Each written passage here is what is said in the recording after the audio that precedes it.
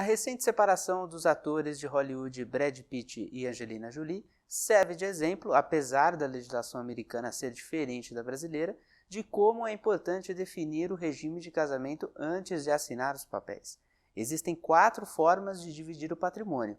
Como funciona cada uma delas? Quem responde é o advogado Roberto Justo. Justo, quais são os tipos de regime de partilha de bens? Separação parcial de bens, que é o mais comum, separação total de bens, comunhão universal de bens, separação obrigatória de bens e uma específica que é a união estável. Vamos começar com o mais comum, que é a separação parcial de bens. Para isso, a gente tem que ver o que é bem particular, o que é bem comum.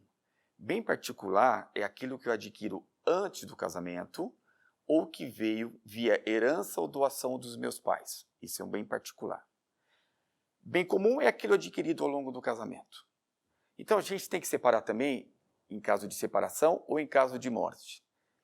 Vamos citar um exemplo, um camarada tinha 1 milhão antes do casamento, é um bem particular, ele é casado com 2 filhos, tá bom? Então, se ele separar, esse 1 milhão é dele, ela tem 0. Se ele vier a falecer, aí o cônjuge é herdeiro e concorre junto com os filhos.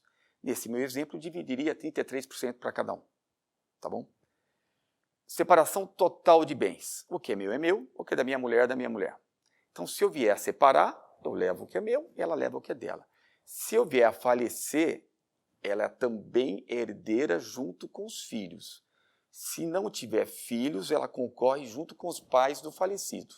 Separação obrigatória de bens. Separação obrigatória de bens é para aquelas pessoas que vão casar acima de 70 anos de idade. Ela não pode escolher regime. Tem que casar com separação obrigatória de bens.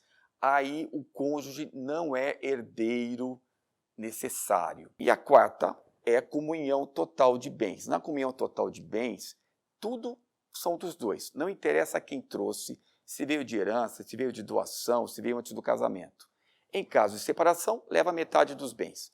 Em caso de morte da pessoa que faleceu, os bens dela descem para os filhos. Se não tiver filhos, vai para o cônjuge. E no caso da união estável, Justo? Gente, no caso da união estável, o problema maior é a caracterização da união estável. Antigamente eram 5 anos, depois passou a 2 anos. União estável é viver com uma pessoa como se casado fosse. Está no Código Civil que tem que ter as mesmas obrigações e direitos de um casamento.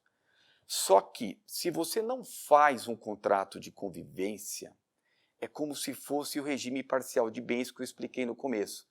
Ou seja, tudo aquilo adquirido ao longo da união estável é meio a meio. E isso é uma briga tremenda, Danilo, porque o que foi adquirido ao longo da união estável e o que não foi adquirido ao longo da união estável. Então, o que a gente recomenda fortemente é, se você está na união estável, faça um contrato de convivência. Porque no contrato de convivência você vai dizer aquilo que você quer com relação aos seus bens. Exemplo, separação total, não vai dividir nada. Comunhão parcial, ou seja, você ratifica junto ao cartório aquilo que você quer com relação aos seus bens. Cada caso é um caso. O que eu falei para vocês, direito de família, 2 mais 2 nunca vai ser igual a 4. Então a gente tem que estudar sempre, lógico, os regimes e ver como foi a convivência ao longo do casamento ou da união estável, porque a jurisprudência não é tão específica conforme a lei.